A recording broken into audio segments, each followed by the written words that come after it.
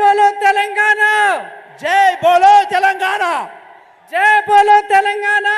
जय बोलो तेलंगाना। महालक्ष्मी वेंकटेश्वर स्वामी की जय, वेंकटेश्वर स्वामी की जय, श्री लक्ष्मा जी की जय, समा की रेणुका यल्लम्मा देवी जी की जय। रेवंत जी मेरे साथ खड़े हैं, आप सब इनको जानते हैं,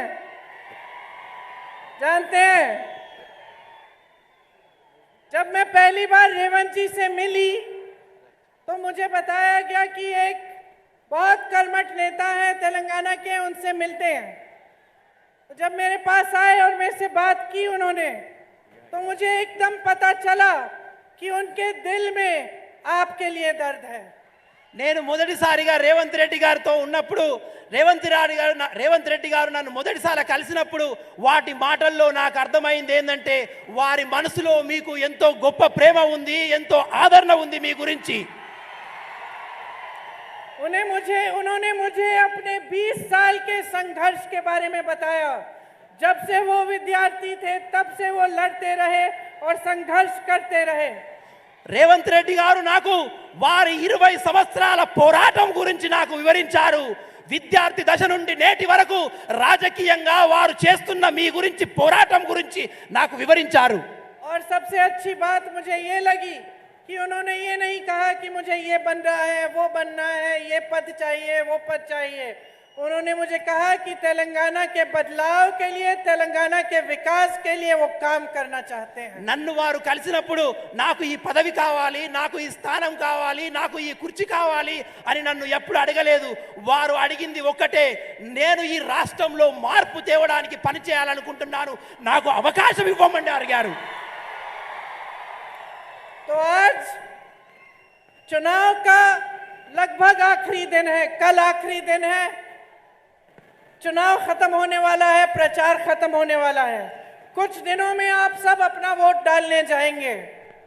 మీ అందరికీ తెలుసు రేపటితో ఈ ఎన్నికల ప్రచారం ముగియబోతుంది। ఎన్నికల సమయం దగ్గరలో వచ్చేసింది। రేమో బాపో మీరందరూ మీ ఓటును వేసే అవకాశం మీ అందరికీ వచ్చింది। किसको वोट दोगे? ఎవరికి ఓటు వేస్తారు?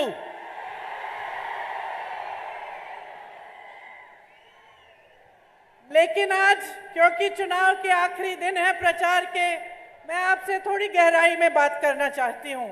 मैं आपसे कहना चाहती हूँ कि कौन से सवाल आपको पूछने चाहिए कि कुछ दिनों में चुनाव आ रहा है तो अंदर आपको क्या महसूस हो रहा है, क्या क्या आप चाहते हैं, क्या क्या उम्मीदें हैं सरकार से और राजनीतिक दलों से।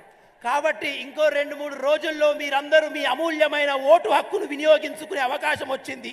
కాబట్టి కొన్ని విషయాలు నేను సంక్షిప్తంగా మీతో వివరించాలనుకున్నాను। రాజకీయ నీతి ఏంటి, రాజకీయ నాయకుల ఆలోచనలు ఏంటి, రాజకీయ వ్యవస్థ స్థితిగతులు ఏంటి, మీ అందరితో నేను ఒకసారి మాట్లాడాలనుకుంటున్నాను। देखो ये प्रदेश आपने बनाया है, ఈ రాష్ట్రాన్ని మీరు ఏర్పరిచిన రాష్ట్రం ఇది। आपका आंदोलन था, यहाँ के नौजवानों का, किसानों का, मजदूरों का, बहनों का आपका आंदोलन था जिसने ये प्रदेश बनाया। ఈ రాష్ట్రాన్ని ఏర్పరిచింది మీరు। ఈ రాష్ట్రంలో మీ ఉద్యమకారులు, మీ నాయకులు, మీ విద్యార్థులు, ఈ మహిళలు, వీరు మీ అందరి పోరాటం వల్లనే ఈ రాష్ట్రం అనేది ఏర్పడింది। आपने अपने अधिकार मांगे, अपनी आवाज उठाई और आपकी आवाज को सुना। कांग्रेस पार्टी ने उस समय सोनिया गांधी जी मेरी माता जी थी, उन्होंने आपकी आवाज को सुना। మీరు మీ ఆలోచనలు వెళ్ళబుచ్చారు, మీ హక్కులను అడిగారు, ఉద్యమాలు చేశారు, ప్రాణాలను అర్పించారు। మీ త్యాగాలను గ్రహించిన మా తల్లి సోనియా గాంధీ గారు మీకోసమే ఈ రాష్ట్రాన్ని ఏర్పరిచారు। आपके संघर्ष को समझा और आपकी परेशानियों को समझा। మీ బాధలను ఆలోచించారు, మీ అవసరాలను తెలుసుకున్నారు। लेकिन संघर्ष आपका था, కానీ ఉద్యమం మీది, పోరాటం మీది। आपके खून पसीने से बना ये प्रदेश, మీ చెమట రక్తంతోని మీరు ఈ రాష్ట్రాన్ని ఏర్పరిచారు। सैकड़ों नौजवानों ने अपनी जान दी कि तेलंगाना बने। వేలాది మంది యువకులు తమ ప్రాణాలు అర్పించారు ఈ తెలంగాణ ఏర్పాటు కావాలని। और प्रदेश की सारी जनता ने एक सपना देखा था। वो सपना था कि तेलंगाना में अपना ही राज होगा, कि तेलंगाना में ऐसी सरकार बनेगी जिससे सब नौजवानों को रोजगार मिलेगा, तेलंगाना का विकास होगा। यही था आपका सपना और यही आज आपका सपना है। తెలంగాణ వాసులందరూ యువకులందరూ ఉద్యమకారులందరూ అనుకున్నది ఒక్కటే, తెలంగాణ రాష్ట్రం ఏర్పడినాక మా ఆలోచనలతో కూడిన తెలంగాణ ఉంటుంది, మా ఉపాధి అవకాశాలతో కూడిన తెలంగాణ ఉంటుంది, మాకు స్వేచ్ఛ స్వాతంత్రంతో కూడిన తెలంగాణ ఉంటుందని అనుకున్నారు। जब हमारे साथी या हमारे परिवार के सदस्य एक आंदोलन के लिए या अपने जो जिन चीजों में विश्वास करते हैं उसके लिए अपनी जान देते हैं तो हमें उनके प्रति बहुत श्रद्धा होती है। ఎవరైతే ఒక ఉద్యమం గురించి ఒక అవసరాన్ని గురించి తమ ప్రాణాలను సైతం లెక్క చేయకుండా ఉద్యమం చేస్తారో వాళ్ళ ఆలోచనలు పరిమళకు తీసుకోవాలి, వాళ్ళను గౌరవించాలి। जब शहादत देते हैं देश के लिए, प्रदेश के लिए, जनता के लिए, तो और भी हमारी श्रद्धा उनके प्रति बढ़ती है। ఉద్యమంలో ప్రాణాలు అర్పిస్తారు కొందరు, దేశం గురించి, రాష్ట్రం గురించి, ప్రజల గురించి। అటువంటి వారి మీద ఎంతో గౌరవప్రదమైన ఆలోచన మనకు ఉండాలి। मैं ये बात अच्छी तरह से निजी तौर से जानती हूँ क्योंकि मेरी दादी जी इंदिरा गांधी जी ने भी इस देश के लिए शहादत दी, मेरे पिताजी भी इस देश के लिए शहीद हुए, उनके खून के बूंद इस धरती में मिले हुए हैं। ఉద్యమ స్ఫూర్తిలో ప్రాణాలు అర్పించిన వారి త్యాగాన్ని నేను గుర్తుంచుకోగలుగుతాను, ఎందుకంటే మా నాన్నమ్మ అయినటువంటి ఇందిరాగాంధీ గారు, నా తండ్రి గారైనటువంటి రాజీవ్ గాంధీ గారు ఈ దేశం కోసం ప్రాణాలు అర్పించారు, వారి రక్తపు చుక్కలు ఈ భూమిలో ఇంకి తమ ప్రాణాలను అర్పించారు। इसीलिए मैं समझती हूँ कि जो शहीद होता है उसके परिवार वाले, उसके करीबी, उसके साथी क्या सोचते हैं, क्या चाहते हैं। ఉద్యమంలో ప్రాణాలు అర్పించిన వారి నాయకుల యొక్క కుటుంబాలు, వాళ్ళ బంధువుల యొక్క ఆలోచనలు ఎలా ఉంటాయి, వాళ్ళ స్థితిగతులు ఎలా ఉంటాయి అనే విషయం నేను అర్థం చేసుకోగలను। और मैं अपने अनुभव से ये कह सकती हूँ कि वो यही चाहते हैं कि इनकी शहादत व्यर्थ न हो। నేను తెలుసుకోగలుగుతాను, ఎవరైతే ఉద్యమంలో ప్రాణాలు అర్పించారో వాళ్ళ త్యాగాలు వృధా కావద్దని వారి కుటుంబ సంబంధులు అనుకుంటారు। कि जिन असूलों के लिए, जिस मिट्टी के लिए वो शहीद हुए उसका अच्छा हो, वो बने रहे और अच्छी तरह से सबका उस मिट्टी में, उस देश में, उस प्रदेश में विकास हो, सब आगे बढ़े और जो सपने थे उनके वो साकार हो।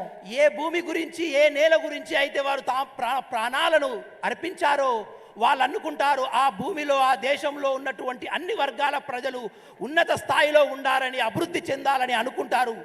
इसलिए मैं जानती हूँ कि तेलंगाना में भी जो आंदोलन हुआ आप उसे व्यर्थ नहीं जाने देना चाहते। కాబట్టి నేను తప్పనిసరి మీ మీద నమ్మకం ఉంది, ఎవరైతే తెలంగాణ పోరాటంలో ప్రాణాలు వదిలేశారో వాళ్ళ ఉద్యమ స్ఫూర్తికి అనుగుణంగా, ఆశయాలకు అనుగుణంగా మీరు మెసులుకుంటారని। आपने तेलंगाना का सपना देखा, वो सपना साकार हुआ, तेलंगाना प्रदेश बना, आपने एक सरकार चुनी, बीआरएस की, केसीआर जी की सरकार आई। మీరందరూ తెలంగాణ గురించి స్వప్నం కన్నారు, అనేక సంవత్సరాలు తెలంగాణ రాష్ట్రం కోసం పోరాటారు, తెలంగాణ రాష్ట్రంలో బీఆర్ఎస్ ప్రభుత్వం వచ్చింది, ఇప్పటికి 10 సంవత్సరాలు గడిచాయి।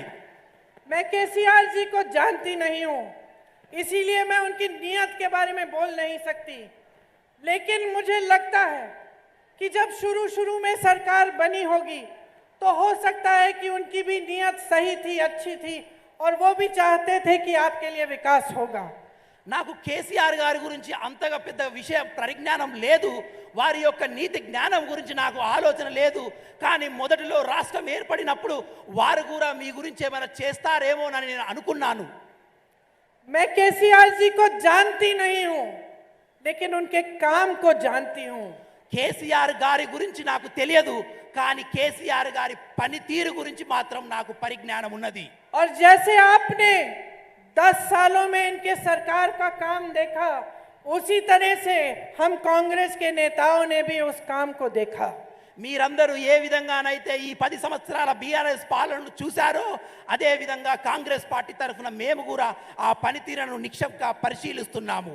और जैसे जैसे समय आगे बढ़ता चले गया, हमें यही दिखा कि सत्ता मिल गई, पैसा मिल गया, भ्रष्टाचार फैलने लगा और जनता के जो सपने थे, जनता की उम्मीदें थी, जनता की आशाएं थी, उन्हें भूला गया। 10 సంవత్సరాల సమయం గడుస్తున్న కొద్దీ పైసలు చూస్తున్నటువంటి ప్రభుత్వాలు ప్రజల యొక్క ధనాన్ని కొల్లగొడుతున్నారు. కుంభకోణం మీద కుంభకోణం చేస్తూ ప్రజల యొక్క ధనాన్ని ఈ బీఆర్ఎస్ ప్రభుత్వం పూర్తిగా కొల్లగొట్టింది. हम सब देख के चौंक गए कि केसीआर जी के परिवार के एक एक सदस्य को मंत्री का पद मिल रहा था, बड़े बड़े रोजगार मिल रहे थे, बड़े बड़े महल बन रहे थे, लेकिन जनता पीछे चली जा रही थी।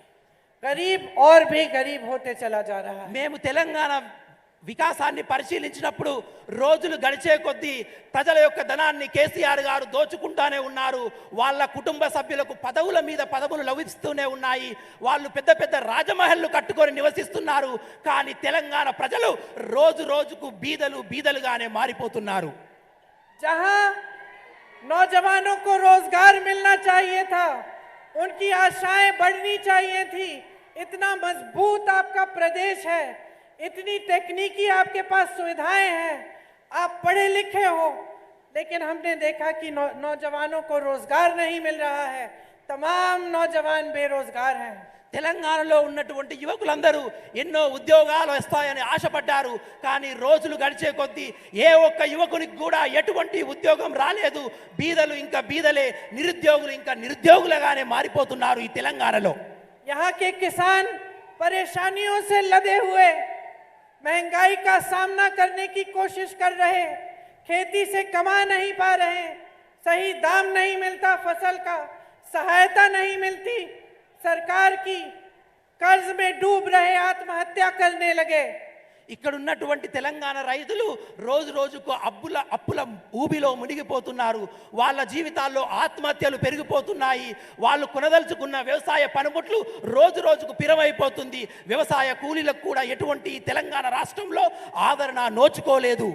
5 सालों में चुनाव आया, चुनाव के पहले कुछ ऐसी स्कीम ले आए जिससे फिर से वोट पा गए और फिर से इनकी सरकार बनी। 5 సంవత్సరాల తర్వాత మళ్ళొకసారి ఎన్నికలు వచ్చినాయి. యథావిధిగా ఎన్నికలకు పోయారు. మోసపూర వాగ్దానాలతో గెలిచి మళ్ళా ప్రభుత్వాన్ని ఏర్పాటు చేశారు. अब 10 साल बीत चुके हैं। मेरे भाइयों, मेरी बहनों, मुझे बताओ, आपको रोजगार दिया केसीआर जी ने? అక్కా చెల్లెల్లారా, 10 సంవత్సరాలు గడిచిపోయింది. ఒక్కసారి నాకు చెప్పండి, ఈ తెలంగాణ రాష్ట్రంలో మీకేమైనా ఉద్యోగాలు వచ్చాయా? मेरे किसान भाइयों, आपकी सहायता की, आपके कर्ज माफ किए, आपको सही दाम दिया। రైతు సోదరులారా, నాకు ఒక్క విషయం చెప్పండి, ఈ తెలంగాణ రాష్ట్రంలో మీకు అభివృద్ధి జరిగిందా? మీ అప్పులు తీర్చాయా? ప్రభుత్వం నుంచి మీకేమైనా తోడ్పాటు జరిగిందా? मेरी बहनों, देश में इतनी महंगाई है, बढ़ती चली जा रही है। कांग्रेस की सरकारों ने अपने प्रदेशों में महंगाई के राहत के कैंप लगाए। क्या आपको केसीआर जी ने महंगाई से राहत दी? అక్కా చెల్లెల్లారా, నాకు ఒక విషయం చెప్పండి. తెలంగాణ రాష్ట్రంలో రోజు రోజుకు ధరలు పెరిగిపోతున్నాయి. ఎక్కడైతే కాంగ్రెస్ ప్రభుత్వం ఉందో అక్కడ ధరలు తగ్గించే ప్రయత్నం కాంగ్రెస్ పార్టీ చేస్తుంది. ఇక్కడ టీఆర్ఎస్ ఏమైనా అటువంటి ప్రయత్నం మీకోసం చేసిందా? आप पे जो अत्याचार हो रहे हैं, रोज रोज उनको रोका? మీ మీద జరుగుతున్నటువంటి అఘాయిత్యాల పట్ల, అత్యాచారాల పట్ల ఏమైనా నిర్మూలన కార్యక్రమాలు ఈ ప్రభుత్వాలు తీసుకున్నాయా? मेरे दलित और आदिवासी भाई बहनों, आपके लिए क्या किया केसीआर जी ने? कुछ किया?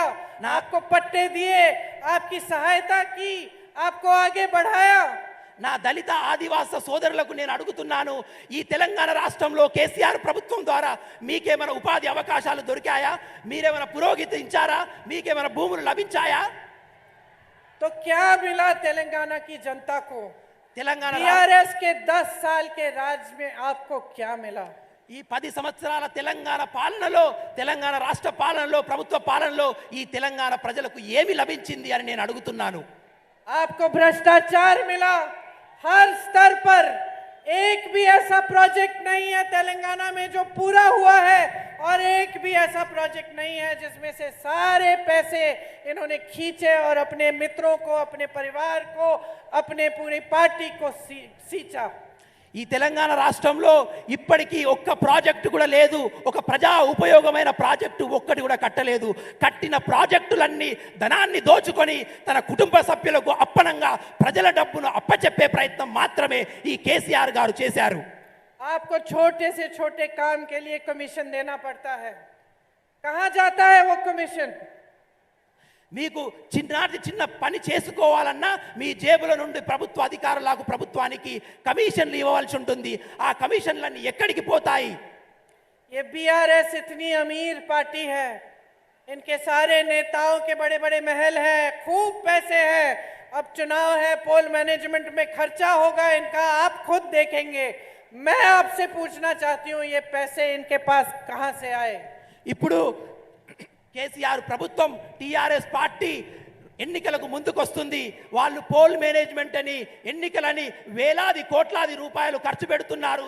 నేను అడుగుతున్నా ఈ కోట్లాది పైసలు ఎక్కడివి అని. आपको मालूम है कि लोकतंत्र में जो कि हमारे देश में है उसमें पैसे सरकार के नहीं होती. सारी जो संपत्ति होती है सरकार की वो जनता की संपत्ति होती है. నేను మీ అందరికి ఒక విషయాన్ని తెలియజేయాలనుకున్నాను. ప్రజాస్వామ్యంలో ఉన్నటువంటి డబ్బు ప్రభుత్వ డబ్బు, అది ప్రభుత్వ డబ్బు కాదు. ఆ డబ్బు అంతా ప్రజలది, ఆ డబ్బు అంతా మీది. बहनों, जब आप सुनती हो कि इस प्रोजेक्ट में इतना बड़ा घोटाला हुआ, हजारों करोड़ रुपए किसी को मिल गए, किसी नेता ने खाए, तो आपको क्या लगता है कि एक दूसरे के पैसे खा रहे हैं? ये आपके पैसे हैं जो चोरी हो रहे हैं. ये वो पैसे हैं जो आपकी स्कीम्स में जाने चाहिए. ये वो पैसे हैं जिनसे किसानों के कर्ज माफ होने चाहिए. ये वो पैसे हैं जिनसे आपको रोजगार मिलना चाहिए. ये वो पैसे हैं जिनसे मेरी बहनों के खाते में हर महीने पैसे जाने चाहिए. రాష్ట్రంలో పెద్ద పెద్ద కుంభకాలు జరుగుతుంటాయి. కుంభకోణాలు జరిగినప్పుడు వేలాది పైసలు, ప్రభుత్వ పైసలు నాయకుల దగ్గరికి వెళ్తాయి. ఈ పైసలంతా ఎక్కడిది? ఈ డబ్బంతా ఎక్కడిది? ఈ డబ్బంతా ప్రజల డబ్బు, ఈ డబ్బంతా మీ డబ్బు. ఏ డబ్బు అయితే మీ ఉద్యోగ అవకాశాల కోసం ఖర్చు పెట్టాలో, ఏ పైసలు అయితే మీ పురోగతి కోసం ఖర్చు పెట్టాలో, ఏ డబ్బు అయితే మీ అభివృద్ధి కోసం ఖర్చు పెట్టాలో, ఆ డబ్బును వీళ్ళు తమ సొంత ఖాతాల్లోకి దోచుకొని కుంభకోణాలు చేస్తున్నారు. बहनों और भाइयों, देश में आज जो परिस्थितियां हैं उनको अच्छी तरह से समझना बहुत जरूरी है. అక్కా చెల్లెల్లారా, అన్నా తమ్ముళ్ళారా, ఈరోజు రాష్ట్రంలో నెలకొల్పున్నటువంటి విషయాలను మీరు చాలా సంక్షిప్తంగా ఆలోచిస్తూ ఉండాలి. देश में नरेंद्र मोदी जी की बीजेपी की सरकार है. దేశంలో నరేంద్ర మోదీ గారిది బీజేపీ ప్రభుత్వం ఉంది. 10 सालों से ये सरकार चल रही है. 10 సంవత్సరాల నుండి ఆ ప్రభుత్వం నడుస్తుంది. 10 सालों से यहाँ प्रदेश में बीआरएस की सरकार चल रही है. 10 సంవత్సరాల నుండి ఈ తెలంగాణ రాష్ట్రంలో బీఆర్ఎస్ ప్రభుత్వం నడుస్తుంది. आज देश की परिस्थिति ये है कि देश का किसान औसत 27 रुपए एक दिन में बनाता है और एक उद्योगपति नरेंद्र मोदी जी के दोस्त अडानी जी एक दिन में 1600 करोड़ रुपए कमाते हैं. ఈరోజు ఈ దేశ రైతులు, ఈ రాష్ట్ర రైతులు సంపాదించినటువంటి డబ్బంతా నరేంద్ర మోడీ గారి మిత్రుడైనటువంటి అదానీ గారు రైతుల కన్నా మించిన కోట్లాది పైసలు అదానీ గారు సంపాదిస్తున్నారు. आज देश की परिस्थिति ये है कि जितने भी देश की संपत्ति थी, बड़े बड़े बंदरगाह, बड़े बड़े हवाई अड्डे, बड़ी बड़ी कंपनियां जिनसे जनता को रोजगार मिलता था, वो एक के बाद एक नरेंद्र मोदी जी और उनकी सरकार ने बड़े बड़े उद्योगपतियों को कौड़ियों के दाम में बेच दी और सौंप दी. ఇప్పుడు ఈ దేశ సంపదలైనటువంటి పెద్ద పెద్ద విమానాశ్రయాలు, కంపెనీలు, ప్రభుత్వ రంగ సంస్థలు నరేంద్ర మోదీ గారు తన దగ్గర స్నేహితులైనటువంటి ఇద్దరు ముగ్గురు పెట్టుబడిదారులకు, అదానీకి, అంబానీకి అప్పనంగా అప్పయెప్పుతున్నారు. देश की परिस्थितियां ये हैं कि जब देश का किसान महीनों के लिए आंदोलन कर रहा था, बगैर पानी के, बगैर बिजली के, जब सैकड़ों किसान शहीद हुए, तब नरेंद्र मोदी जी अपने घर से बाहर ही नहीं आए उनकी बात सुनने के लिए. దేశంలో ఉన్నటువంటి రైతాంగం నెలల తరబడి చలిలో వానలో నిరసన తెలియజేస్తుంటే వారి యొక్క బాగోగులు పరిశీలించడానికి ఈ నరేంద్ర మోడీ గారు ఒక్క నిమిషం కూడా రైతుల పట్ల మాట్లాడలేదు.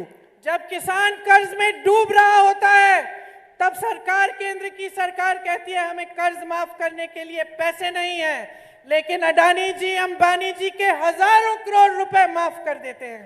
రైతాంగం అప్పుల ఊబిలో మునిగిపోయి ఉండి బాధపడుతున్నప్పుడు ఈ కేంద్ర రాష్ట్ర ప్రభుత్వాలు వాళ్ళను అప్పులను తీర్చే ప్రయత్నం చేయదు కానీ పెట్టుబడిదారి వ్యవస్థలైన అదానీ గారు, అంబానీ గారికి మాత్రం వేల కోట్ల అప్పులను మాఫీ చేస్తారు. नरेंद्र मोदी जी ने कुछ सालों पहले अपने लिए 2 हवाई जहाज खरीदे। 2 हवाई जहाज 16,000 करोड़ रुपए के। एक नरेंद्र मोदी जी के लिए 16,000 करोड़ रुपए किसके थे? जनता के पैसे थे। उन्होंने खर्चे। उसी समय यूपी के किसानों का बकाया, गन्ना के किसानों का बकाया 15,000 करोड़ रुपए था। उसी समय नरेंद्र मोदी जी की सरकार कह रही थी हमें तुम्हारे बकाये को खत्म करने के लिए पैसे नहीं है, देने के लिए पैसे नहीं है, लेकिन उतने ही पैसे उन्होंने खर्च किए अपने लिए 2 हवाई जहाज खरीदने के लिए। కొద్ది రోజుల క్రితం నరేంద్ర మోదీ గారు 2 ఖరీదైన కోట్లు ఖర్చు పెట్టి 2 ఖరీదైనటువంటి విమానాలు కొన్నారు.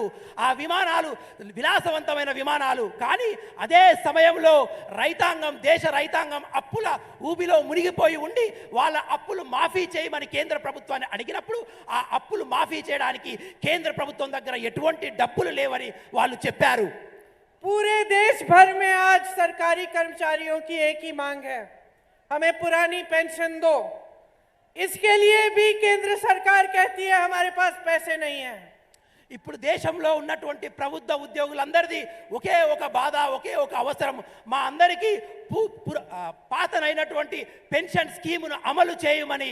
దానికి కూడా ఈ కేంద్ర రాష్ట్ర ప్రభుత్వాల దగ్గర డబ్బులు లేవు అని వాళ్ళు చెప్తున్నారు. तो बहनों और भाइयों, अच्छी तरह से समझ लो, किसानों के लिए पैसे नहीं है, कर्मचारियों के लिए पैसे नहीं है, महिलाओं के लिए मदद करने के लिए पैसे नहीं है, नौजवानों के लिए रोजगार बनाने के लिए कुछ समस्या, कुछ योजना नहीं है, लेकिन बड़े बड़े उद्योगपतियों के लोन माफ करने के लिए पैसे हैं, हवाई जहाज खरीदने के लिए पैसे हैं, नए संसद भवन बनाने के लिए हजारों करोड़ रुपए खर्चने के लिए पैसे हैं, बड़ी बड़ी इमारतों के लिए, G20 के लिए पैसे हैं, लेकिन इस देश की जनता के लिए जनता के अपने पैसे नहीं है।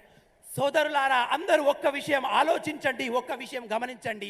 అప్పుల బాధలో ఉన్నటువంటి, కష్టాల్లో ఉన్నటువంటి రైతాంగం కోసం ఈరోజు కేంద్ర ప్రభుత్వం దగ్గర పైసలు లేవు. మహిళల అభివృద్ధి గురించి పైసలు లేవు, యువకుల ఉద్యోగం గురించి పైసలు లేవు. కానీ వాళ్ళు విలాసవంతమైన భవనాలు కట్టుకోవడానికి డబ్బులు ఉన్నాయి, పెద్ద పెద్ద హెలికాప్టర్లు కొనేందుకు పైసలు ఉన్నాయి, పెద్ద పెద్ద విలాసవంతమైన జీవితం గడపడానికి పైసలు ఉన్నాయి. వాళ్ళ దోస్తులైనటువంటి అదాని, అంబానీ యొక్క అప్పులు తీర్చడానికి పైసలు ఉన్నాయి. కానీ ఈ దేశ ప్రజానికానికి తీర్చడానికి ఎటువంటి పైసలు లేవు. भाइयों और बहनों, देश में जो केंद्र सरकार चल रही है सिर्फ अपने लिए सत्ता बनाने के लिए और अपने लिए इस भ्रष्टाचार करने के लिए और पैसे बटोरने के लिए है। आज भाजपा देश नहीं, दुनिया की सबसे अमीर पार्टी है बीजेपी। ప్రజలారా, ఈరోజు మీ దగ్గర ఉన్నటువంటి డబ్బులన్నీ మీ దగ్గర లాక్కొని ఈ బీజేపీ ప్రభుత్వం కూడబొట్టుకునే ప్రయత్నం చేస్తుంది. అందరూ ఒక విషయం గమనించండి, ప్రపంచంలో ఉన్నటువంటి అన్ని పార్టీల కన్నా ఈ బీజేపీ పార్టీ అనేది అతిపెద్ద కుంభకోణాలు చేసే పార్టీగా చరిత్రలో మిగిలిపోయింది. ये सारे आपके पैसे हैं बहनों और भाइयों। ఈ పైసలన్నీ మీవి, ఈ డబ్బంతా మీది. तेलंगाना की सबसे अमीर पार्टी कौन सी है, बताओ मुझे। తెలంగాణలో అటువంటి అత్యంత ధనవంతమైన రాజకీయ పార్టీ ఏదో చెప్పండి సోదరులారా. బీఆర్ఎస్. ये पैसे इनके पास कहां से आए? ఈ డబ్బు వీళ్ళ దగ్గరికి ఎట్లా వచ్చింది? केंद्र में बीजेपी, तेलंगाना में बीआरएस। जब बीजेपी को मदद चाहिए दिल्ली में बीआरएस उन्हीं के साथ वोट करती है पार्लियामेंट में। కేంద్రంలో బీజేపీ, రాష్ట్రంలో బీఆర్ఎస్. ఎప్పుడైతే కేంద్రంలో ఉన్నటువంటి బీజేపీకి మద్దతు అవసరం ఉంటుందో అప్పుడు రాష్ట్రంలో ఉన్నటువంటి బీఆర్ఎస్ పార్టీ పార్లమెంట్లో బీజేపీకి సహాయం చేస్తుంది. और जब बीआरएस को यहाँ पे मदद चाहिए होती है तो बीजेपी आके उसकी मदद करती है। ఎప్పుడైతే రాష్ట్రంలో బీఆర్ఎస్ పార్టీకి అవసరం ఉంటుందో అప్పుడు కేంద్రం నుండి బీజేపీ ఇక్కడ వీళ్ళకు అవసరాన్ని తీరుస్తుంది. आपने 10 सालों से अपने प्रदेश में एक आलसी, निकम्मी और एक ऐसी सरकार देखी है जिसका सिर्फ नाम भ्रष्टाचार से बना है। 10 సంవత్సరాలుగా ఈ రాష్ట్రంలో మీరు కేవలం కుంభకోణాలతో చూసినటువంటి నిజాయితీగా లేనటువంటి ప్రభుత్వాన్ని చూశారు. వాళ్ళు కేవల లక్ష్యం ఈ రాష్ట్రంలో యొక్క కుంభకోణాలు ప్రజాధనాన్ని దోచుకోవడం మాత్రమే. पूरे देश के इतिहास में ये पहली बार होगा कि एक मुख्यमंत्री अपने फार्म हाउस से सरकार चला रहा है। చరిత్రలో మొత్తం యావత్ భారతదేశంలో చరిత్రం ఒకే ఒక ముఖ్యమంత్రి ప్రభుత్వాన్ని ఫామ్ హౌస్ నుండి నడిపే ముఖ్యమంత్రి ఈ రాష్ట్ర ముఖ్యమంత్రి.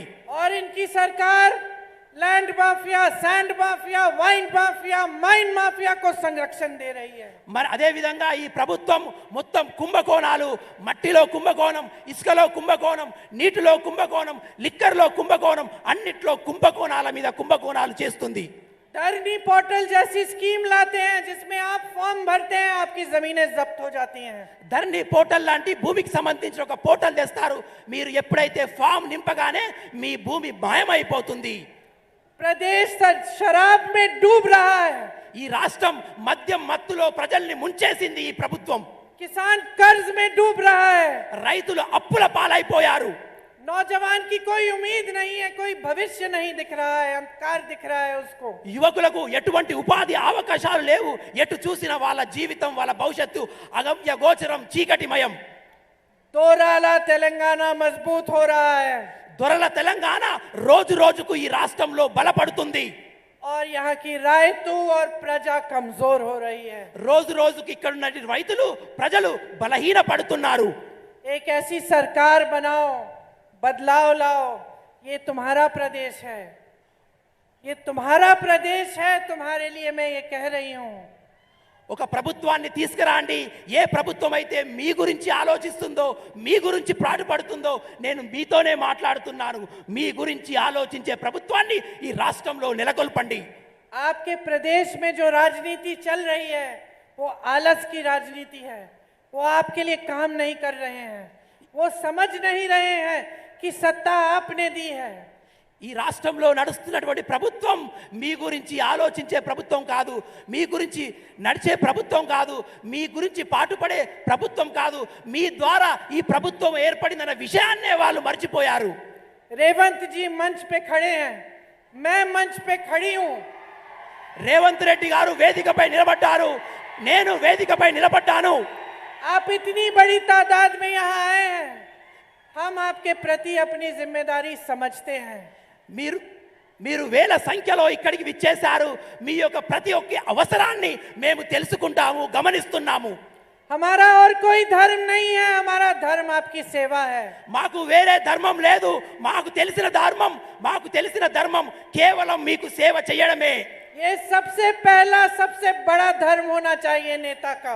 ఒక నాయకునికి ఇదే అత్యుత్తమైన ధర్మంగా, ఇదే పెద్ద లక్ష్యంగా, మీకు సేవ చేసే అవకాశమే ధర్మంగా కలిగి ఉండాలి. लेकिन बीआरएस के नेता भूल चुके हैं ये धर्म. కానీ బీఆర్ఎస్ నాయకులు ఈ ధర్మాన్ని మర్చిపోయారు. उनको लगता है कि कुछ भी करें, वोट आपसे मिलेगा, सत्ता में रहेंगे, कमाएंगे, अपने महल बनाएंगे और वही आगे बढ़ते चले जाएंगे और तेलंगाना की सारी जनता पीछे रह जाएगी. వాళ్ళు అనుకుంటున్నారు ఎన్నికలు వస్తాయి, డబ్బులు ఖర్చు పెడతాము, పైసలు సంపాదిస్తాము, ఓట్ల కోసం పోతాము, మేము ముందుకెళ్తాము, ఇండ్లు కట్టుకుంటాము, బంగ్లాలు కట్టుకుంటాము. కానీ ఈ రాష్ట్ర ప్రజలు రోజు రోజుకు వెనుకకు పోతూనే ఉంటారని. आपकी परवाह नहीं है बहनों और भाइयों. మీ గురించి వారికి చింత లేదు. इंदिरा गांधी जी बोलती थी कि जनता से बड़ा कुछ नहीं होता और जनता में सबसे ज्यादा विवेक होता है. सब समझती है जनता. ఇందిరాగాంధీ గారు అనేవారు, ప్రజలే ప్రజాస్వామ్యంలో పెద్దవారు, ప్రజలకు యొక్క వివేకం ఉంటుంది, ప్రజలు ఎప్పటికప్పుడు అవన్నీ గమనిస్తూనే ఉంటారని ఇందిరాగాంధీ గారు అనేవారు. मुझे इस बात में पूरा विश्वास है. ఇందిరాగాంధీ గారి మాట మీద నాకు పూర్తి నమ్మకం ఉంది. मैं जानती हूं कि आप सब कुछ समझ रहे हैं. ये सारे खेल जो आपके साथ खेले जा रहे हैं, आपको कुछ कहते हैं नेता, कुछ और करते हैं. चुनाव के समय आपसे वोट मांगते हैं, चुनाव के बाद आपको भूल जाते हैं. अपने अपने महल बनाते हैं, आपके लिए झुग्गी झोपड़ी भी नहीं बनाते. अपने बच्चों, परिवारों को मंत्री बना देते हैं, लेकिन आपको रोजगार नहीं देते. आप सब समझ रहे हो, मैं जानती हूं. నాకు తెలుసు మీరందరూ గమనిస్తున్నారు, ఈ రాష్ట్ర ప్రభుత్వాల ఆలోచనలు గమనిస్తున్నారు, వాళ్ళు సంపాదిస్తున్న డబ్బులను ఆలోచిస్తున్నారు, వాళ్ళు చేస్తున్న కుంభకోణాలు ఆలోచిస్తున్నారు. కానీ వాళ్ళ సంపాదనే ఉంటుంది, కానీ మీకు ఒక చిన్న గుడిసె కూడా ఇచ్చే, మీకు ఒక విద్యా అవకాశం ఇచ్చే అవకాశాలు ఈ రాష్ట్ర ప్రభుత్వం కల్పిస్తలేదని మీరు గమనిస్తున్నారనే విషయం నాకు తెలుసు. देखो, आपको जागरूक बनना पड़ेगा. మీరందరూ జాగృతి కావాలి అని నేను విజ్ఞప్తి చేస్తున్నాను. अगर आप जागरूक नहीं बनेंगे, अगर आप नेता से सवाल नहीं करेंगे, अगर आप राजनीतिक दलों को जवाबदेह नहीं बनाएंगे तो नुकसान आपका होगा.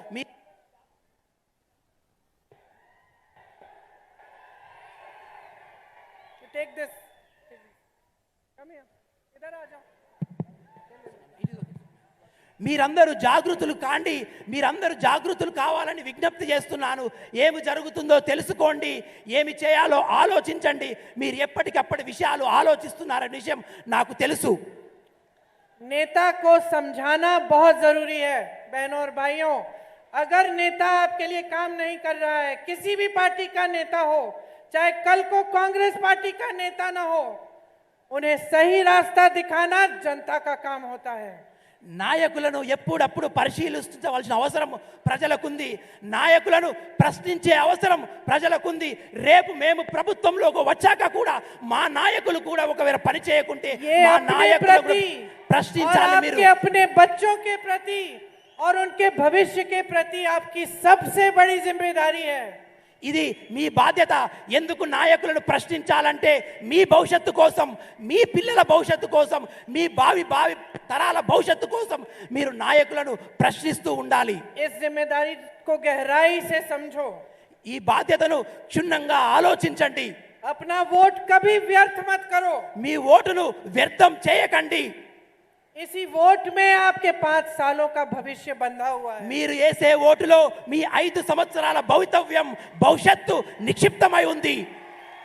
आज मैं आपके सामने खड़ी होकर जो हमारी घोषणाएं हैं वो करने जा रही हूं. मैं आपको अपनी गारंटी बताने जा रही हूं. ఈ రోజు నేను మీ ముందర నిలబడి ఉన్నాను. మేము చేయబోయే పనులు గ్యారెంటీలుగా మీకు వివరించబోతున్నాను. और मैं जानती हूं कि क्योंकि मैं इंदिरा जी की पोती हूं और सोनिया जी की बेटी हूं, आप मेरी बातों को वजन देते हैं. నాకు తెలుసు మీరు నా మాట నమ్ముతారని. నేను ఇందిరా గాంధీ గారి మనవరాలను, సోనియా గాంధీ గారి కూతురును. నా మాట పట్ల మీరు నమ్మకం ఉంచుతారని నాకు తెలుసు. आप जानते नहीं कि मेरे दिल में इसका क्या मतलब है, कि मैं अपनी जिम्मेदारी का कितना एहसास करती हूँ. मुझे महसूस होता है कि अगर मैं यहाँ खड़े होके आपको झूठा वादा करूं तो उनके साथ भी गलत कर रही हूं और आपके साथ भी गलत कर रही हूं. నేను మీ ముందు నిలబడి ఒకవేళ ఏదైనా అబద్ధం చెప్తే నాకు తెలుసు నిజమే చెప్పాలని. ఎందుకంటే ఏదైనా అబద్ధం చెప్తే నా మనస్సాక్షి నాకు చెప్తుంది నేను ప్రజలతో మోసం చేస్తున్నానని. मुझे सिखाया गया है कि राजनीति का मतलब है सच्चाई, जनता की सेवा और जनता के प्रति समर्पित रहना. నేను ఏమి నేర్చుకున్నానంటే ప్రజాస్వామ్యం అంటే ప్రజలు, రాజకీయం అంటే ప్రజల యొక్క అవసరాలు తీర్చడం, వాళ్ళ తోడుగా నిలబడమే ప్రజాస్వామ్యం, రాజకీయం అని నేను నేర్చుకున్నాను. और मैं फिर भी आपसे कहती हूँ कि जो बातें मैं आपके सामने कर रही हूँ वो सिर्फ क्योंकि मैं कह रही हूँ उनको मत मानो. अपने आप पता करो. जब मैं कहती हूँ कि हमारी गारंटी है कि हम महिलाओं के खाते में 2500 रुपए हर महीने डालेंगे, जब मैं ये कहती हूं तो पता करो कि कर्नाटका में कांग्रेस ने ये गारंटी दी थी. क्या कर्नाटका में ये सच हो रहा है कि नहीं हो रहा है? खुद पता करो. पूछो अपने रिश्तेदारों से, अपने दोस्तों से जो कर्नाटका में हैं. पता चलेगा कि हाँ, ये लोग अगर कुछ कह रहे हैं, गारंटी दे रहे हैं, इसका कुछ सही आधार है. तभी अपना वोट दो. నేను చెప్పింది ఒక్కసారి ఆలోచించండి. ఊరికినే నమ్మద్దు, వివేకంతో ఆలోచించండి. ఇప్పుడు నేను చెప్తాను, కాంగ్రెస్ ప్రభుత్వం ఏర్పడ్డాక ప్రతి మహిళకు 2500 రూపాయలు ఇస్తా అనగానే మీరు నమ్మండి. ఎందుకంటే కర్ణాటక రాష్ట్రంలో మేము ఇస్తున్నాము. ఒక్కసారి తెలుసుకోండి, కర్ణాటకలో కాంగ్రెస్ పనితీరు ఎలా ఉందో తెలుసుకొని మరి ఈ రాష్ట్రంలో కాంగ్రెస్ పార్టీకి ఓటు వేయండి. आपको कांग्रेस की 6 गारंटी बताने जा रही हूं और साथ साथ मैं आपको बताऊंगी कि ये गारंटी किस आधार पे हम दे रहे हैं और किस किस प्रदेशों में हमने पूरी की है। ఇప్పుడు కాంగ్రెస్ పార్టీ చేయబోయే 6 గ్యారెంటీల గురించి మీకు చెప్పబోతున్నాను. ఏ విషయాల పట్ల ఈ 6 గ్యారెంటీల నిర్ణయాలు మేము తీసుకున్నామనే విషయాన్ని కూడా మీకు వివరిస్తాను. ఏ ఏ రాష్ట్రంలో ఏ విధంగా ఈ పనితీరు నడుస్తుందనే విషయాన్ని కూడా మీకు వివరిస్తాను. पहली गारंटी महालक्ष्मी योजना, महिलाओं को प्रति माह 2500 रुपए उनके खाते में दिए जाएंगे। गैस सिलेंडर 500 रुपए का मिलेगा और बस की यात्रा फ्री में पूरे तेलंगाना में मेरी बहनें करेंगी। మహాలక్ష్మి అనే పథకం ద్వారా 2500 రూపాయలు ప్రతి మహిళకు నెలసరిగా ఇస్తాము. 500 రూపాయలకే మీకు గ్యాస్ సిలిండర్ అందజేయబోతున్నాము. అంతేకాకుండా నా అక్క చెల్లెళ్లకు ఈ రాష్ట్రంలో ప్రతి ఆర్టీసీ బస్సులో ఉచిత బస్సు ప్రయాణ సౌకర్యాన్ని కలిగించబోతున్నాము. कर्नाटका में मेरी बहनों फ्री बस यात्राएं कर रही हैं। कर्नाटका की बहनें जब से कांग्रेस की सरकार आई, पहले मंत्रिमंडल की मीटिंग हुई, उसमें तय किया गया और तब से ही मेरी बहनों के खाते में पैसे आ रहे हैं। కర్ణాటక రాష్ట్రంలో ఎప్పుడైతే ప్రభుత్వం ఏర్పడిందో ఆ రోజు నుంచే మీలాగే అక్కడ కూడా మేము పైసలు జమ చేస్తున్నాము. మొదటి రోజే అక్కడ ఉన్నటువంటి మహిళల ఖాతాలలో డబ్బులు వేస్తున్నాము. అదేవిధంగా కర్ణాటక రాష్ట్రంలో ఉన్నటువంటి నా అక్కా చెల్లెళ్ళు ఉచితంగా బస్సు ప్రయాణం చేస్తున్నారు. दूसरी गारंटी रायतू भरोसा।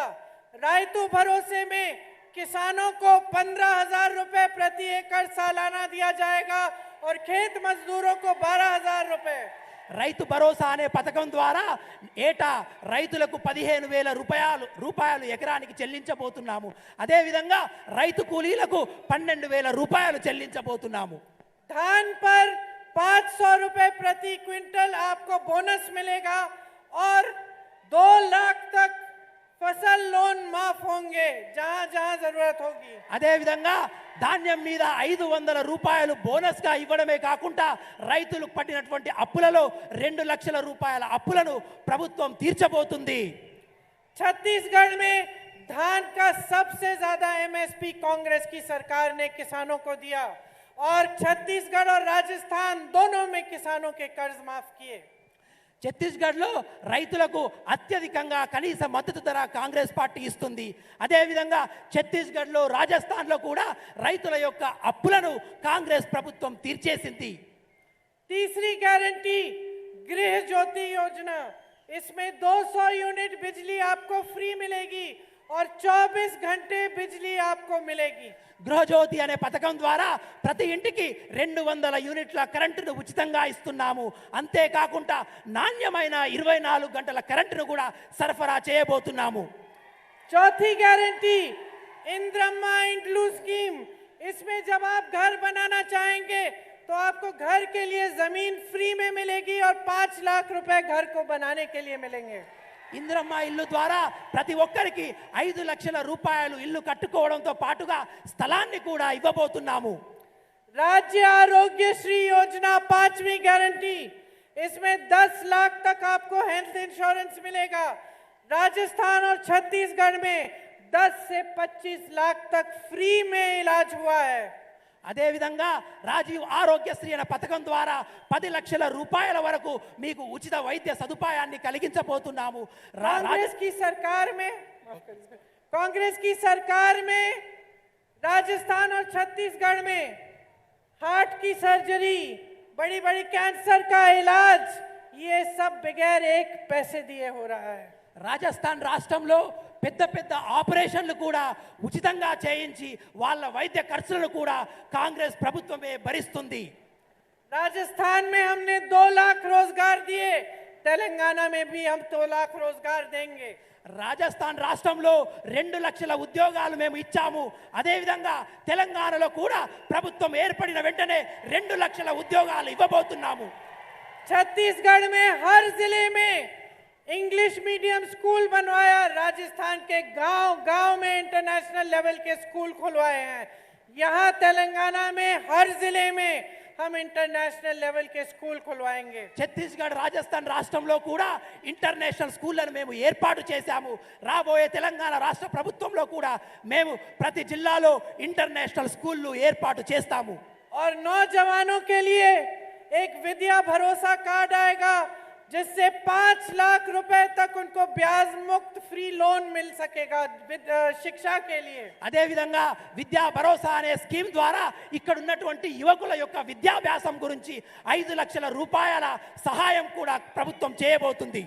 तो अब मुझे बताओ, बीआरएस के और 5 साल चाहिए कि कांग्रेस की एक अच्छी सरकार चाहिए जो आपके लिए काम करे? ఇప్పుడు చెప్పండి మిత్రులారా, టిఆర్ఎస్ యొక్క బీఆర్ఎస్ యొక్క మళ్ళొక 5 సంవత్సరాల పాలన కావాలా, కాంగ్రెస్ ప్రభుత్వం కావాలా? फार्म हाउस की सरकार चाहिए या प्रजापालना भवन की सरकार चाहिए? ఫామ్ హౌస్ సర్కార్ ప్రభుత్వం, ఫామ్ హౌస్ సర్కార్ కావాలా, ప్రజల పాలన మీకు కావాలా? आपको प्रजाला तेलंगाना चाहिए कि नहीं? మీకు ప్రజల తెలంగాణ కావాలా వద్దా? मेरे साथ बोलो, मारपू कावाली कांग्रेस रावाली। నాతో అనండి, मारपू कावाली कांग्रेस रावाली। मारपू कावाली कांग्रेस रावाली। बदलाव लाओ, रेवंत जी को भारी से भारी बहुमत से जिताओ, మార్పు తీసుకురండి, రేవంత్ अपनी రెడ్డి గారిని सरकार बनाओ, तेलंगाना का एक एक सपना साकार करो। తెలంగాణలో కాంగ్రెస్ ప్రభుత్వాన్ని ఏర్పాటు చేసి మీ స్వప్నాల సాకారం చేసుకోండి. రేవంత్ రెడ్డి గారిని అత్యధిక మెజారిటీతో గెలిపించండి.